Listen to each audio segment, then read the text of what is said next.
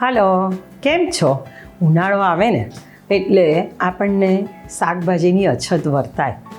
કયું શાક લેવું એ ક્વેશ્ચન આવે. પણ ઉનાળા માટે હું તમને કહું કે પાણીવાળા શાકભાજી એ જ વાપરવા જોઈએ. ગલકા, દૂધી, તુરિયા, કાકડી કે જે તમને હાઇડ્રેટ કરે. તો કાકડી કે દૂધી એમાંથી બનાવી શકો એવું એક સરસ મજાનું મહારાષ્ટ્રીયન રેસીપી છે. કાકડીનું બેસન એ જોઈશું. સૌથી પહેલાં 2 થી 3 નંગ કાકડીને છીણી લેવાની છે. એને આ રીતે પાણી એનું જે છે નેચરલ હાઇડ્રેશન એ નિતારી લેવાનું છે. હા, એ પાણીનો આગળ આપણે ઉપયોગ કરવાના છીએ એટલે કાઢી નથી નાખવાનું. એ જ પાણીની અંદર 2 ટેબલ સ્પૂન જેટલું બેસન આ રીતે વિસ્ક કરી લઈશું.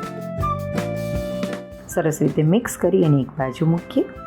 એક પેનમાં 2 ટેબલ સ્પૂન જેટલું તેલ ગરમ કરીશું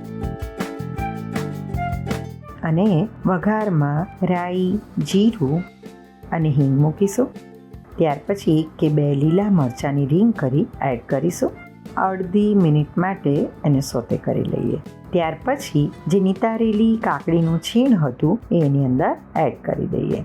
1 મિનિટ માટે સોતે કરીશું. એને ખાસ કંઈ કૂક કરવાની જરૂર નથી because it's already a salad, not the vegetable, right? ત્યાર પછી સ્વાદ પ્રમાણે મીઠું ઉમેરીશું.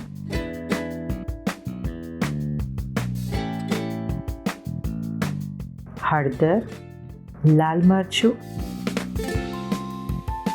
અને ધાણા જીરું એડ કરીશું. ઇફ યુ વિશ તમે ગરમ મસાલો પણ આની અંદર એડ કરી શકો છો. સરસ રીતે મિક્સ કરી લઈએ અને હવે કાકડીના પાણીની અંદર જે બેસનનું પાતળું બેટર બનાવેલું હતું એ આની અંદર એડ કરી દઈએ. 2 જ મિનિટમાં એનું થિકનિંગ થઈ જશે. ત્યાર પછી 2 થી 3 ટેબલ સ્પૂન જેટલી ફાઇનલી ચોપ્ડ કોથમીર ઉમેરીશું. સરસ રીતે મિક્સ કરી સર્વ કરીશું.